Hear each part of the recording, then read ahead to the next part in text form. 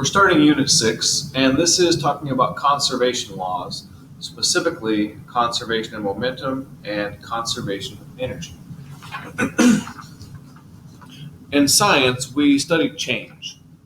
For instance, the change of position, which in physics we call velocity.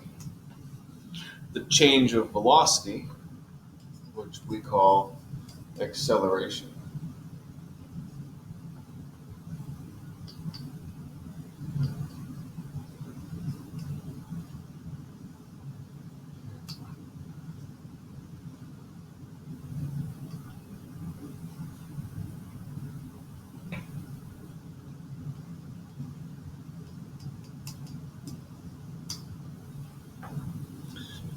Change could be change in molecular structure in chemistry.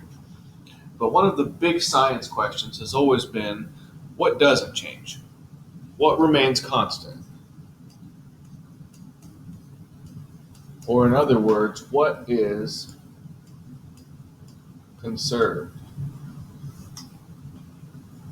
Once we know what doesn't change, we can use this idea to guide us with our problem solving. So here's the basic idea of conservation laws. The amount of something before an event equals the amount of whatever after the event. In chemistry, we have the law of conservation of mass. Or you may call this the law of conservation of matter,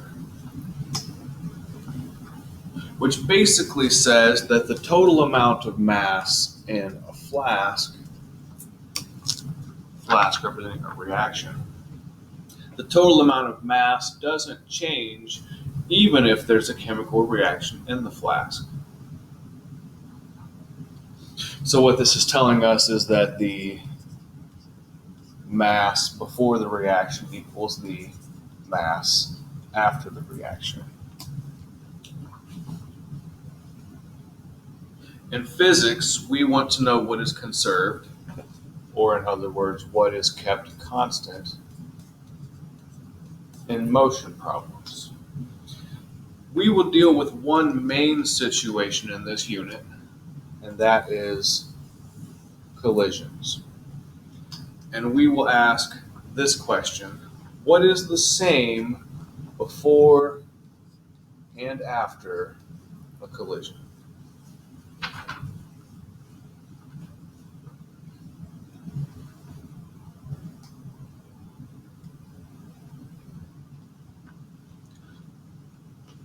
So if we were in the classroom, you would see a demonstration of this, and you will in the near future. So this carts on a track demonstration. I basically have this 2-meter long aluminum track, and it's got some grooves for wheels. It's almost like a railroad track. And I have multiple carts, and these carts roll pretty smoothly.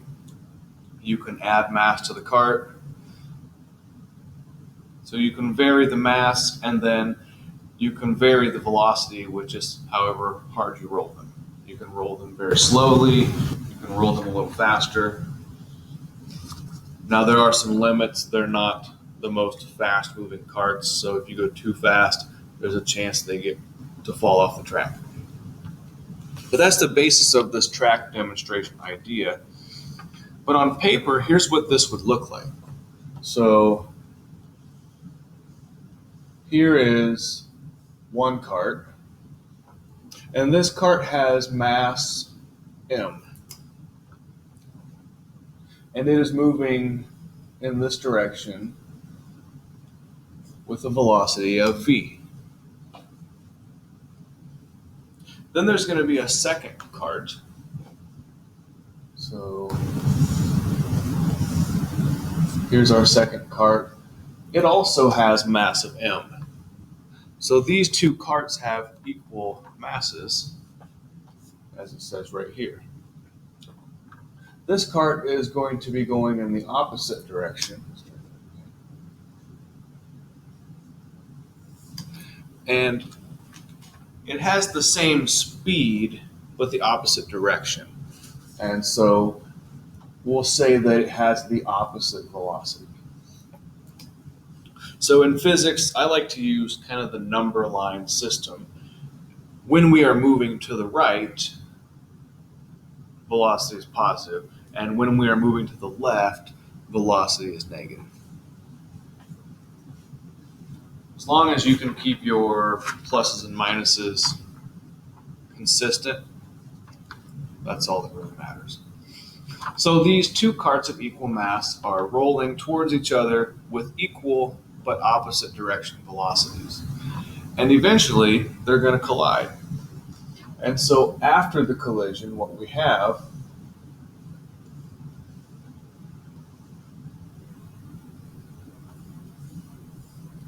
are two carts and their velocities are now 0. Well, let's take a look at this. The sum of the velocities before the collision, we have one with velocity v, and we're going to add this to the other one, which has a velocity of negative v. And so the sum of all the velocities in this before situation is 0. Here they're all sitting still, so the sum of velocities after cart 1 is 0, plus cart 2 is 0. So the sum of the velocities after is just 0. So the question, is velocity conserved in this collision?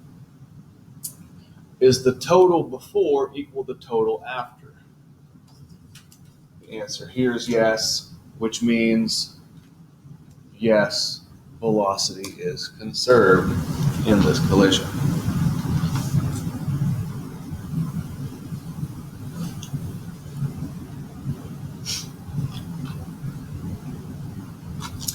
There's another possibility, and I told you already that with these carts, we can vary the mass. So let's talk about carts on a track, carts of unequal mass. So let's say here is the first cart, and it has mass m moving with velocity of v, and it's moving to the right. And these are carts of unequal mass. So let's say over here we have a cart of mass 2m.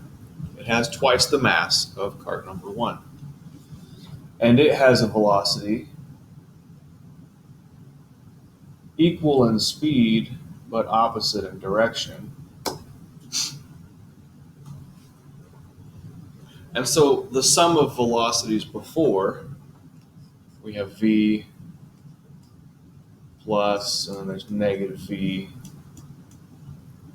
So the sum of velocities before is 0. Now let's look at the after. So after, here's cart with mass m. Here's cart with mass 2m. And just as a guess, when you have two things and one is more massive and they hit, they're going to go in the direction of that the more massive object was going in.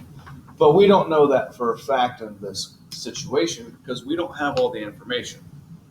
It was just kind of a guess. But what we know here is that velocity is not equal to 0 because most likely this more massive one is going to plow through the smaller one, and they're going to continue in the same direction as the more massive cart. Think about it like two football players. Let's say you've got a smaller football player and a really big football player, and they're running towards each other, and they're running at the same speeds, but they're running directly towards each other. When they collide, what direction are they going to move? Is the smaller football player going to plow through the bigger one and drive him backwards? Or is the bigger guy, the bigger football player, going to hit the smaller one and push him back? And in general, the bigger object wins when the velocities are equal but in opposite directions. More on that to come. The sum of the velocities after, we don't know what it is, but it's probably something other than zero. Was velocity conserved in this collision? Here it is before, here it is after. In order to be conserved, they have to be the same. And so the answer here is no. So just looking at two examples here, we can ask this question. Is there a law of conservation of velocity for motion problems? Is there a law of conservation of velocity? No, there's not.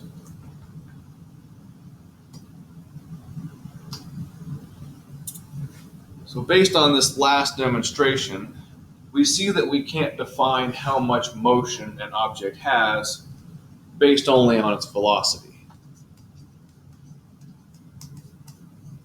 Apparently, mass has something to do with it also. Back to my football example, this is in the same idea. The game of football teaches us that a 180-pound player can compete against a 210-pound player if there are some conditions here. If and the amount of motion of an object depends on two things. Number one is velocity. How fast is the object moving and in what direction? How fast are these players moving and in what direction? The second one is mass.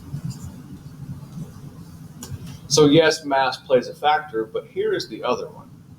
So football teaches us that a 180-pound player can compete against a 210-pound player if he moves faster.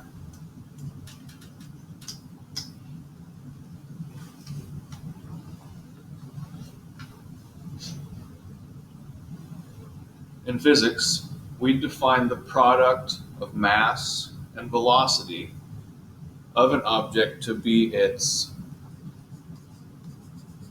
momentum.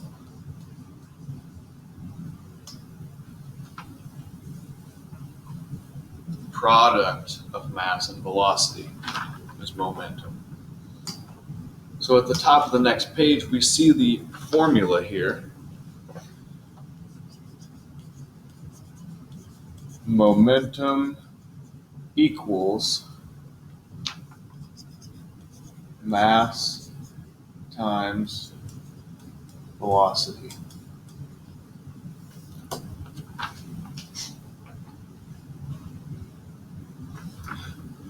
In symbols, so first let's put the symbols up here, and I'll do it a different color here. So mass, we've been using one symbol for mass this whole semester.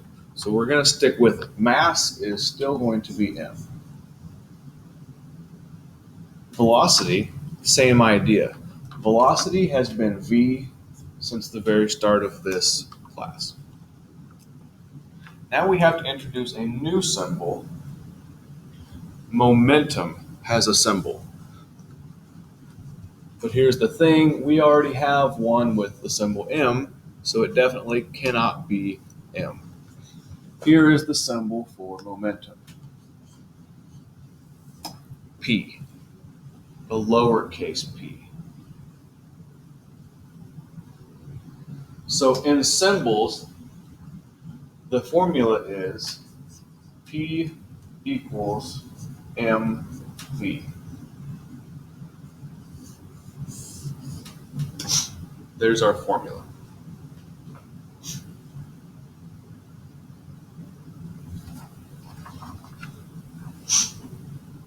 Direction was also important. So since the direction of motion seems to be important in collisions, momentum must be a vector. So let's take a look at these. Mass is or is not a vector. Is not. Mass is a scalar. Velocity is or is not a vector.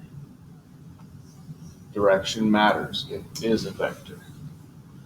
So momentum, let's pause. So let's look at this formula. So we have mass, which is a scalar, not a vector. We have velocity, which is a vector. When you have two terms, one of them is a vector and one of them is not, take a look at this one. Newton's second law. Mass is a scalar, acceleration is a vector. And that makes force a vector because the force had the same direction as the acceleration. So when one of them is a scalar and one of them is a vector, that means the product is also a vector. So momentum is a vector.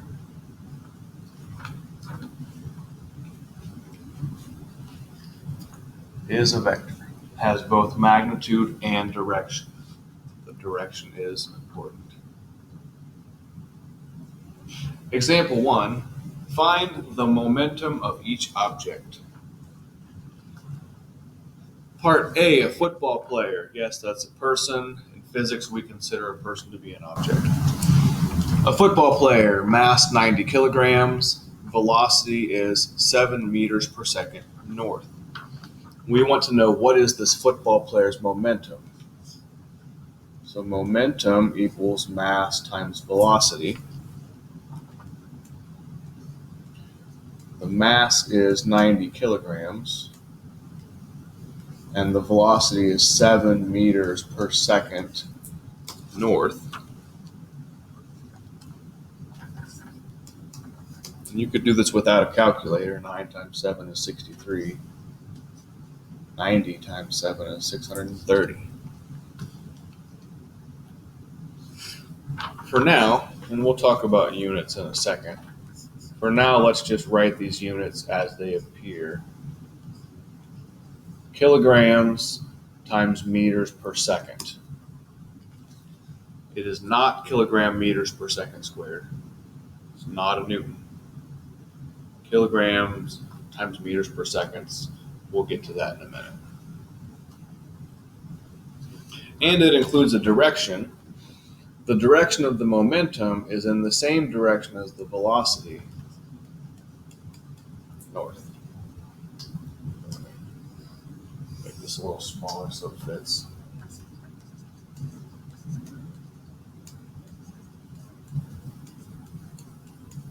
There we go. Part B, find the momentum of the space shuttle. So we know the formula for momentum, P equals mv. We have the mass here, it is 10 to the 5th kilograms. We have the velocity, 7,600 meters per second east. And the momentum of the space shuttle, you could actually do this one in your head too.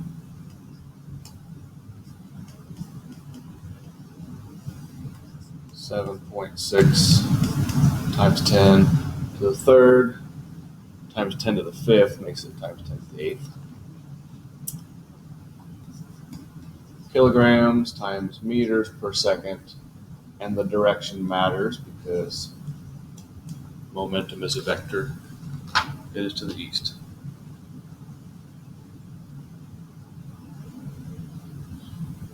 What is the momentum of this mosquito? It has a mass of times 10 to the negative 4th. It has a velocity of 30 centimeters per second up. Starting with our formula, P equals mv. The mass is 10 to the negative fourth kilograms. And the velocity is 30 centimeters per second. But in physics, we don't use centimeters per second, we use meters per second. So we need to make a conversion here. And there are 100 centimeters in 1 meter. So really what we have is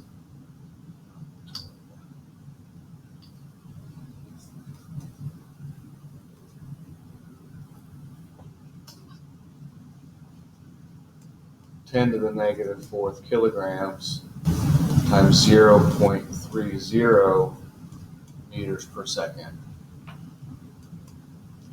And this is 3 times 10 to the negative fifth kilograms times meters per second, and the direction is up. So the MKS system, the meters, kilograms, seconds, the units for momentum are kilograms times meters per second. And there's no special name for it.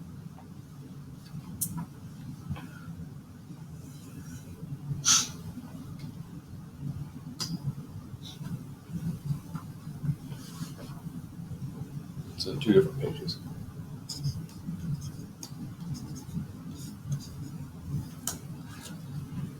So back to the collisions of the carts.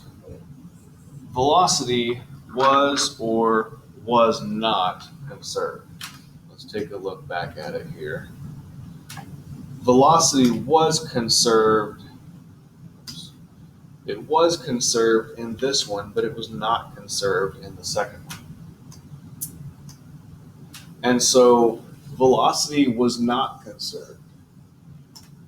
What about momentum? For now, you may have to trust your physics common sense. So here's a collision. A head-on collision. One cart is twice the mass. The other one has twice the speed. So let's draw this. Here is a cart. Here's a cart with twice the mass. The other one, this one, has twice the speed. So let's say this one has 2 times the velocity, and this one just has velocity, but in the opposite direction, so it's negative v. Let's look at the total momentum here. So for this cart, cart number 1, we have mass m, velocity of 2v, plus, we're adding, it's a total, mass 2m, and velocity is negative v. So this is 2mv minus 2mv because the negative sign here. And that's 0.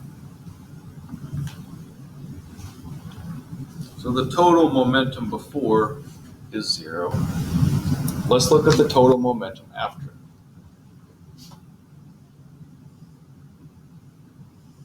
So here they are, they have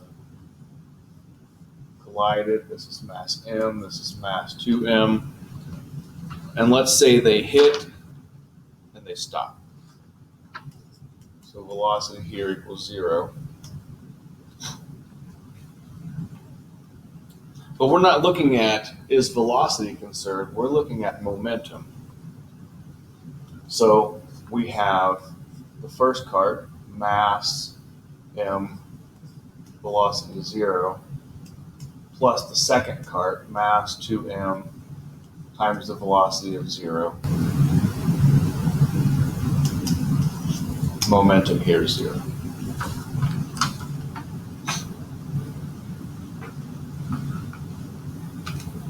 But that's just one example. Remember, with velocity it worked once and then it didn't work the second time. So let's try this again with some different numbers here. Head-on collision. So one cart is 3 times the mass. So we have cart of mass m and a cart of mass 3m, 3 times the mass. The other cart has 3 times the speed. So let's say this one has 3 times velocity, and this one just has velocity v, but it's in the opposite direction. So it's a negative. Let's look at the total momentum here. For the first cart, here's the mass, velocity is 3v. Plus the second cart, mass is 3m, and the velocity is negative v. Negative because it's the opposite direction. And this will end up being 3mv minus 3mv. Total momentum before the collision is 0.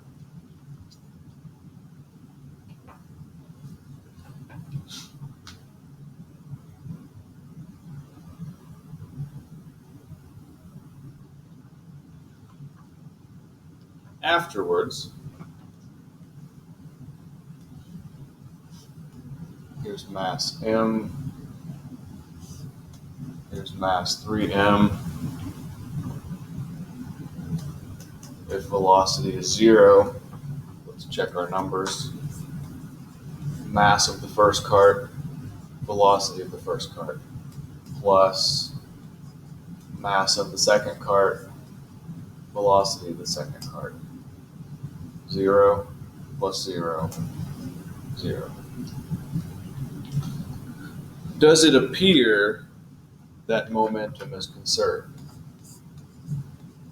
Yes.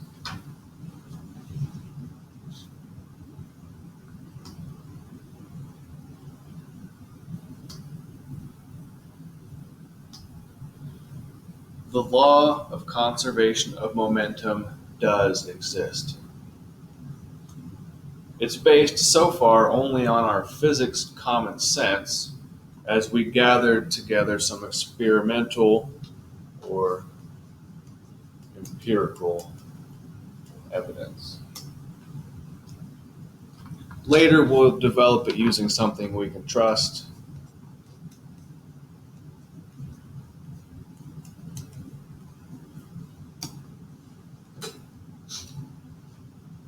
Here it is, the law of conservation of momentum.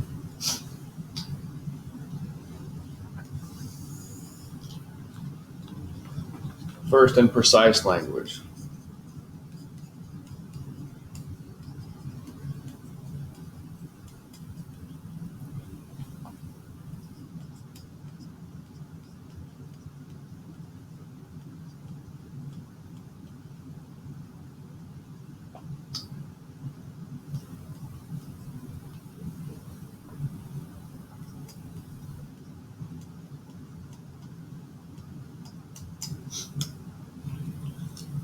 Total momentum of a closed system is constant.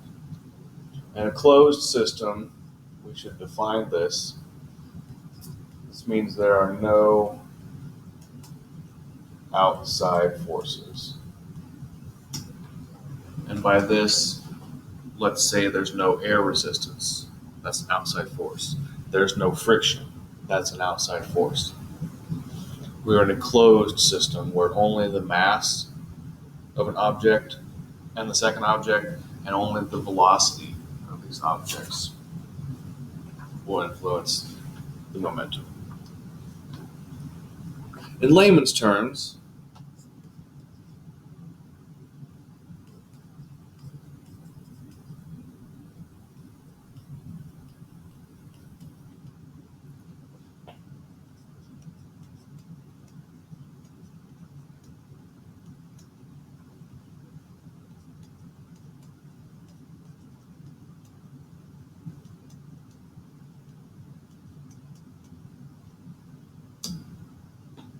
total momentum before equals total momentum after.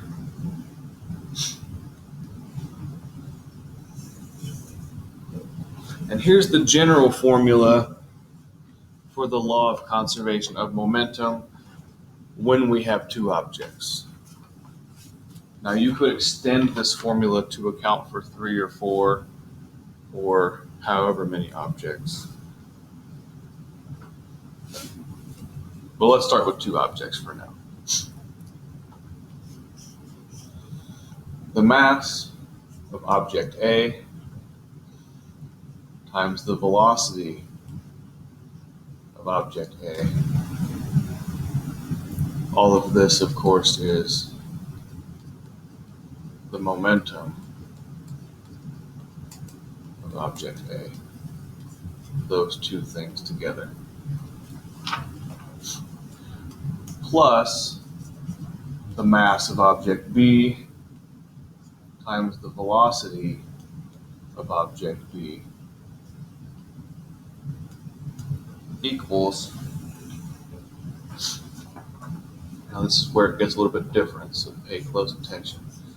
The mass of object A times the velocity of object V,